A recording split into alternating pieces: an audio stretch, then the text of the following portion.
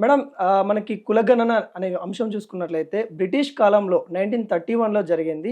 దేశంలో జరగాలని అంటే రాజకీయ నాయకులు చెప్తా ఉన్నారు, చేస్తామని చెప్తా ఉన్నారు. కానీ బయటికి సర్వేలు ఇవ్వడం లేదు. ఎలా చూస్తా ఉన్నారు? లాస్ట్ క్యాస్ట్ సెన్సస్ అనేది దేశం మొత్తం పబ్లిష్ అయిన సెన్సస్ 1931 అండి. అంటే దాదాపు 95 సంవత్సరాల క్రితం ఉన్న సెన్సస్నే మనం ఇంకా వాడుతున్నాం అనమాట. అయితే 1941లో చేశారు, కానీ పబ్లిష్ చేయలేదు. ఈవెన్ మండల్ కమిషన్ రిపోర్ట్ ఏదైతే వచ్చిందో ఆ రిపోర్ట్ కూడా 1931 క్యాస్ట్ సెన్సస్ని ఆధారంగా చేసుకుని, ఆ తర్వాత మండల్ కమిషన్ రికమెండేషన్స్ ఇంప్లిమెంట్ అవటం, Indira Sawhney versus union of India జడ్జిమెంట్లో దేశం మొత్తం ఓబీసీ రిజర్వేషన్ రావటం, ఇవన్నీ జరిగాయి. అయితే మారుతున్న జనాభా ప్రపోర్షన్ నిష్పత్తి దృష్ట్యా అసలు ఇండియాలో ఏ క్యాస్ట్ వాళ్ళు ఎంతమంది ఉన్నారు అనే దాని మీద కోర్టులు కూడా చెప్పాయి.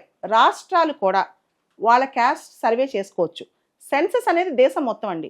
సెన్సస్ అనేది యూనియన్ లిస్ట్. ఇది సర్వే జరుగుతుందంటే ఇప్పుడు సర్వే అన్నమాట. బీహార్ రాష్ట్రం 2023లో చేసింది. బీహార్ చేసిన సెన్సస్ అంటే వాళ్ళ సర్వే ప్రకారం అయితే 63% మంది అక్కడ ఓబీసీలు ఉన్నారు బీహార్ రాష్ట్రంలో. ఇప్పుడు ఈ రోజున తెలంగాణలో ఒక క్యాస్ట్ సర్వే రిపోర్ట్ బయటకు వచ్చిందనమాట. దానిలో చెప్పేది ఏంటంటే 56% మంది 56.33% మంది బీసీలు ఉన్నారని. అయితే ఇక్కడ క్వశ్చన్ 2014లో కేసీఆర్ గారు అధికారంలోకి వచ్చిన తర్వాత ఇంటింటికి సర్వే ఒకటి నిర్వహించారన్నమాట. ఒక్క రోజులో నిర్వహించారు. దానిలో ముస్లిమ్స్తో కలిపి 61% ఉన్నారు, ముస్లిమ్స్ కాకుండా 51% మంది ఉన్నారు ఓబీసీలు. ఇప్పుడు ముస్లిమ్స్తో కలిపి 56%, ముస్లిమ్స్ లేకుండా 46%. ఇంత తేడా ఎలా వస్తుంది? ఇది ఫస్ట్ క్వశ్చన్. రెండో క్వశ్చన్ ఏంటంటే తెలంగాణ జనాభా అనేది 2011 సెన్సస్ ప్రకారం 3,50,00,000.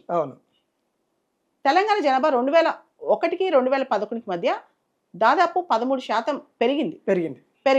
కానీ ఇప్పుడు ఆ 13% లేదు 12% పెరిగినా 4,20,00,000 పైనే ఉంటుంది తెలంగాణ జనాభా. మరి వీళ్ళు చేసిన సర్వే ఎంతమంది చేశారు? 3% వాళ్ళు డేటా ఇవ్వలేదు అనుకుందాం. 3.5 కోట్లకు చేస్తే సరిపోయిద్దా? అంటే దాదాపు 40-50 లక్షల మంది వదిలేసినట్లే కదా.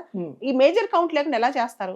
అదేవిధంగా తెలంగాణలో గతంలో చేసిన సర్వేలకి ఇప్పటికీ ఎస్సీ జనాభా స్వల్పంగా తగ్గింది. అది ఎలా తగ్గుద్ది? ఇలా చాలా అనుమానాలు ఉన్నాయన్నమాట.